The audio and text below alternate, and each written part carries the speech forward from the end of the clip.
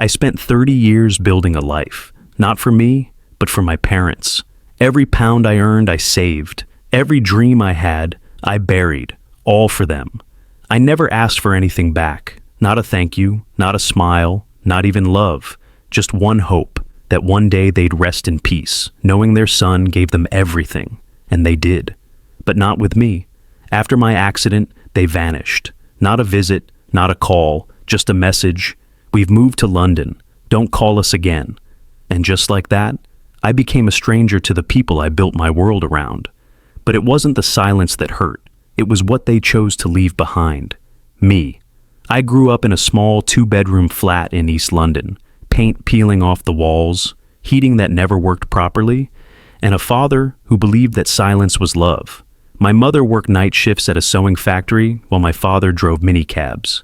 They never complained, not once, but their tired eyes told me everything. From a young age, I understood struggle.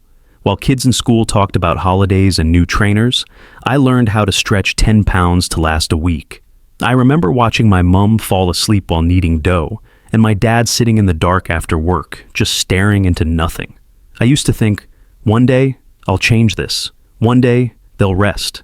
That thought became my purpose. I gave up university offers. I skipped nights out. I worked in warehouses, cleaned toilets, stocked shelves, drove delivery vans, anything that kept the money coming. I sent every bit home. Birthdays passed, relationships ended, even my own dreams faded. But I felt proud. Proud that I was the one holding my family together. My younger brother Jamie stayed home, studied, lived a normal life. I never minded. I used to say, let him have what I couldn't.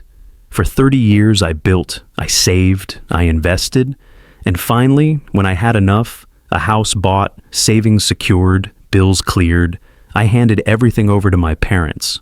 It's all yours now, I said. You can finally live in peace. My mum cried, my dad nodded without a word. I thought it was their way of showing love. I didn't realize they were saying goodbye. There's a certain kind of silence that comes with sacrifice. It doesn't scream. It doesn't ask for recognition. It just stays with you, like a shadow, always behind you, never loud enough for anyone to notice. That's what my life became. After I turned 20, I stopped thinking about what I wanted. Everything became about what they needed. I'd wake up at 5 a.m., do a shift at the bakery, then head to a warehouse job by noon, and wrap up the day delivering parcels until midnight. I did that for years. There were times I didn't know what day it was. All I knew was how much I'd earned and how quickly I could send it home. While my friends talked about promotions and travel, I tracked petrol prices and currency exchange rates. Sometimes I'd stand in the queue at the post office with a stack of money orders, wondering if my parents ever told anyone about me, about their eldest son who was working himself to the bone for them, but I didn't care. I just wanted to see them happy. Every time I called home, I'd hear about new things, a new fridge, a sofa set, a renovation here and there. It's all because of you, Mum would say, but her voice always felt distant, rehearsed, like she was ticking a box.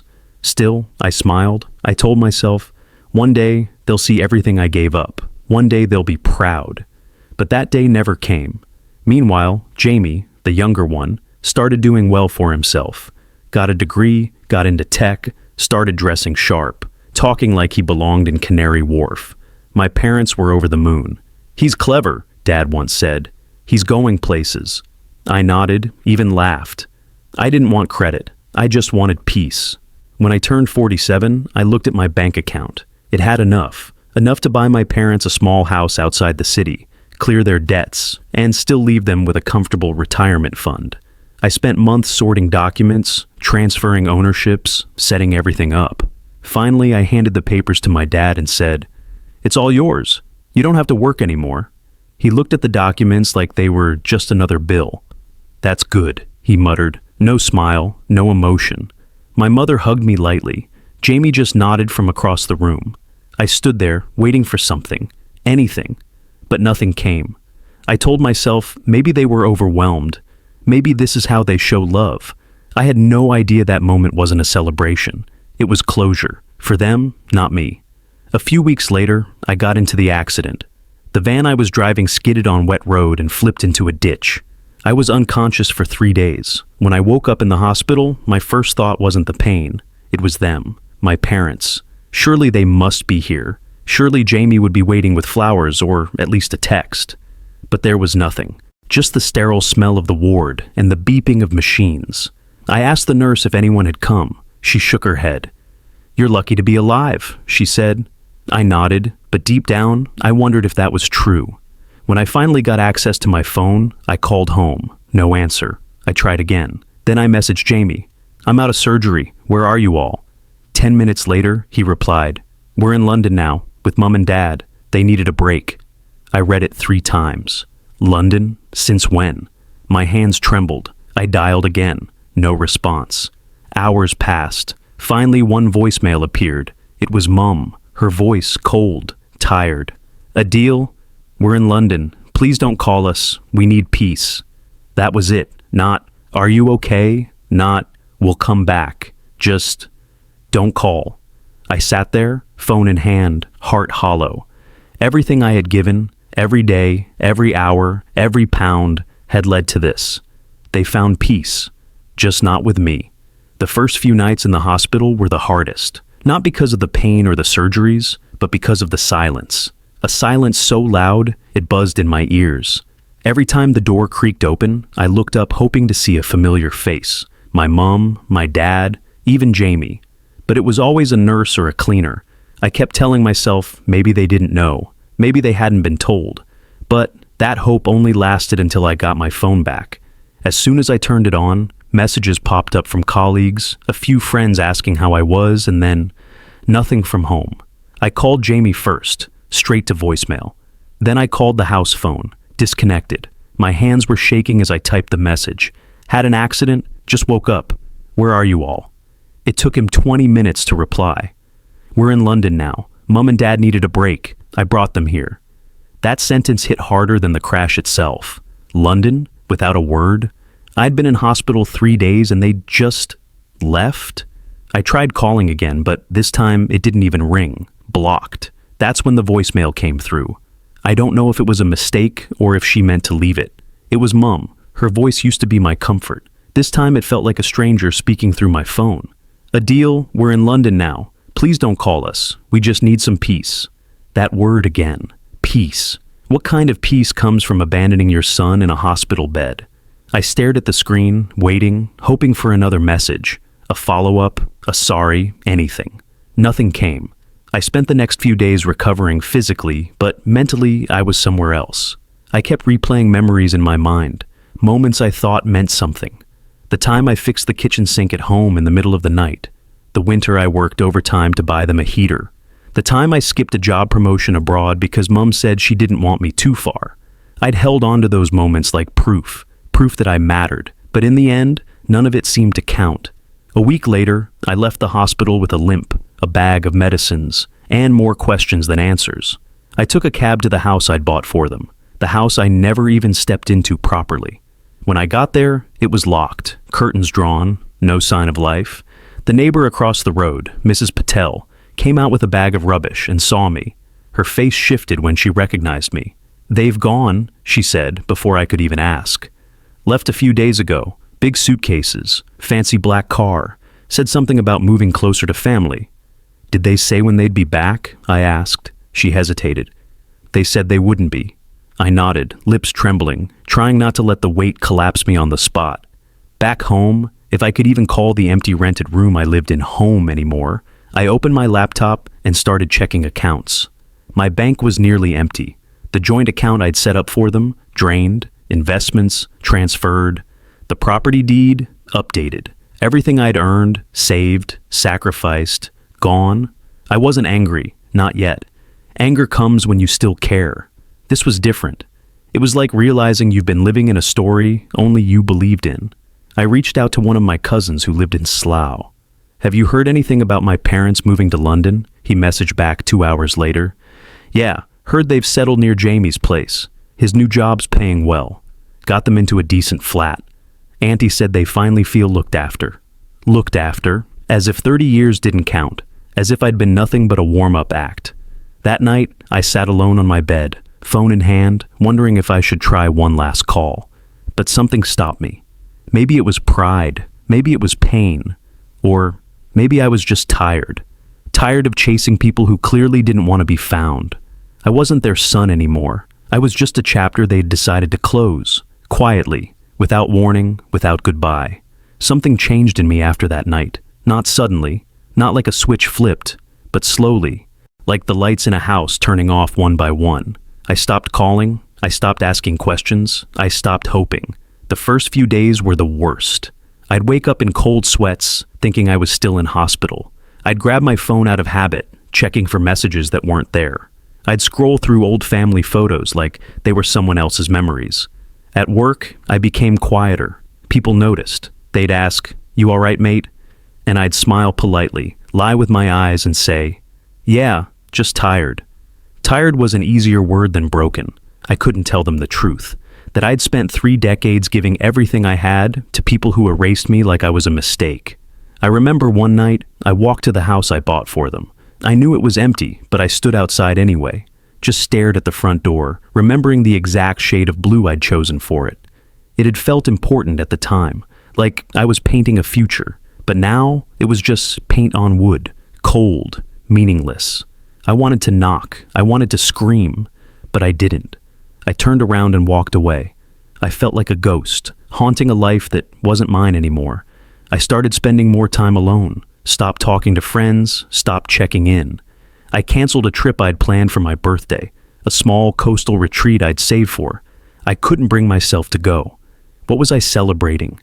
I was a man with no family, no fortune, and no reason. Depression isn't always dramatic. Sometimes it just looks like a man sitting quietly in a chair for hours, thinking about a past he can't change and a future he doesn't want. I kept thinking, what was it about Jamie? Why was he enough and I wasn't? Was it because he had a degree? Because he had better English? Because he didn't remind them of their own struggle? I wondered if I'd made them feel guilty. Maybe they saw me and saw all the years they wanted to forget. The poor years, the sacrifice years, and Jamie. Jamie was their clean slate, their fresh start. Maybe loving him was easier. One night, I opened a drawer where I kept all my old payslips, years of sacrifice printed and filed neatly. I pulled them out, one by one, until the floor was covered. All those numbers, all those hours. And for what? I sat on the floor, surrounded by the proof of a life spent giving, and I cried. Not loud, not messy. Just quiet tears, the kind that come from deep inside, where no one can see. That's when I realized something terrifying. I didn't know who I was without them. My identity was built around giving, around saving, around serving. And now, I was no one. Just a man in a room with nothing left to give. I considered therapy, but I didn't even know how to begin. Hi, I'm Adil. My parents left me because I gave them everything.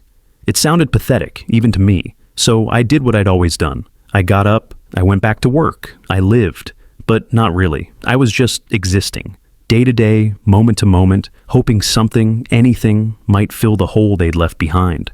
But nothing ever did, not the passing of time, not the distractions, not even the hope that they might one day realize what they'd done. Because deep down, I knew they wouldn't. Not because they were cruel, but because to them, I was never missing. I was just done. It was a Tuesday afternoon when the final blow came, the kind of day where the sky hangs gray and the streets feel heavier than usual. I was walking home from work, same routine as always, when my phone lit up. It was a number I didn't recognize. For a moment, my heart raced. Maybe, just maybe, it was them. Maybe Mom had changed her mind. Maybe they missed me too. I picked it up. It wasn't her. It was a solicitor. Polite voice, British accent, very matter of fact. We're calling to inform you that your name has been removed from all family holdings and legal documentation, as per recent amendments. There's no action needed from your side. That was it. The final thread, cut clean. No warning, no explanation, not even a signature from them. It didn't even sound like I was being removed from something that used to be mine. It sounded like I was never part of it in the first place. I stood there on the pavement, people passing by, cars humming in the background, and I couldn't move. I felt like I'd just been erased from my own life. That evening I tried to call again, not to beg, just to speak. just to hear someone say my name. I rang Jamie first, straight to voicemail. Then I rang Mum's old number, just in case. Still disconnected. I sat on the floor with my back against the wall, phone resting on my chest, staring at the ceiling as the quiet settled back in. That's when I did something I hadn't done in weeks. I opened the last voice message Mum had sent. Her voice played softly through the speaker. "Adil, we're in London now. Please don't call us. We just need some peace." I closed my eyes and listened to it again. Not for comfort, but for clarity. I needed to understand what she really meant. And then suddenly, it hit me. She wasn't asking me not to call. She was telling me not to exist in their world anymore. They didn't want reminders. They didn't want obligation. They didn't want me. That truth landed like a stone in my chest. I wasn't just forgotten. I was intentionally removed. Not hated, not punished, just unwanted. And somehow, that was worse. Hate means you still matter. This was emptiness. And then I laughed. Not out of humor, out of disbelief, out of pain so sharp it curled back into numbness. I laughed because I realized I'd been chasing something that never truly existed. I thought I was giving them love, but maybe all along I was trying to buy it. And love, the real kind, doesn't come with receipts. I thought of everything I had missed, the birthdays, the friendships, the woman I didn't marry because I didn't want to burden my parents.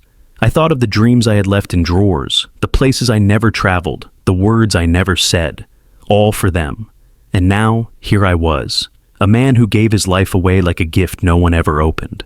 I got up slowly, looked at myself in the mirror, tired eyes, wrinkled skin, calloused hands, and for the first time in a long time, I asked myself a question I hadn't dared to before. What if I start living for me? Not out of revenge, not to prove a point, just to feel something again. Because if they had found peace in leaving me, maybe I could find peace in finally letting go. Not of them, of the version of me that needed them so badly. The son, the provider, the forgotten. Maybe he'd done enough. Maybe it was time for someone else to take his place. The weeks that followed were quiet, but not in the same way as before. It wasn't the silence of waiting anymore. It was the silence of release. I stopped checking my phone. I stopped staring at old photos. I stopped wondering why. Not because I had the answers, but because I'd finally accepted I never would. Some pain doesn't heal by explanation. It heals by distance. I went back to the house one last time, not to stand outside like a ghost, but to let it go. I walked through the front garden, ran my fingers across the chipped paint of the door, and dropped the keys through the letterbox. That house wasn't mine. It never was. I left without looking back.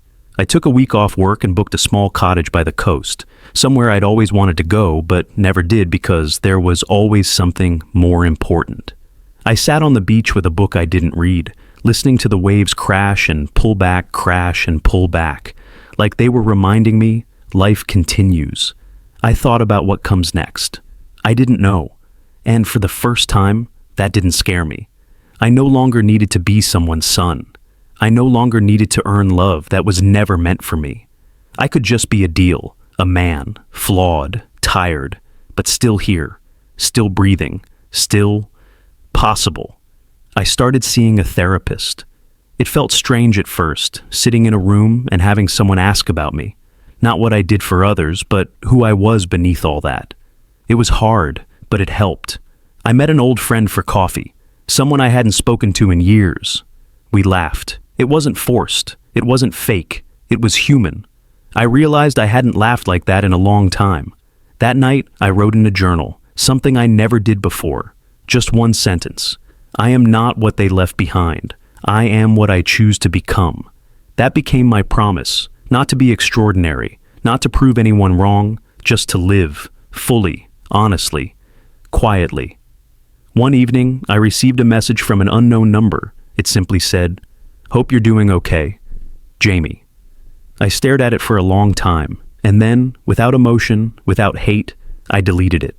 Not out of anger, but because I'd finally realized some doors aren't meant to be reopened. Not every story needs reconciliation. Some stories need peace, and peace, I learned, isn't always found in answers. Sometimes it's found in walking away. I still think about them sometimes, not with bitterness, just as a memory, like an old song you once loved that no longer fits your life. I wish them peace, I really do. But mine had to be earned. Mine came from loss, from silence, from standing alone and choosing not to fall, from learning that giving doesn't always mean receiving, and that sometimes being forgotten is where freedom begins. I don't know what the future holds, but I know this. I'm no longer waiting for their call, and if it ever comes, I won't answer. Because now, finally, I've found peace, and this time, it's mine.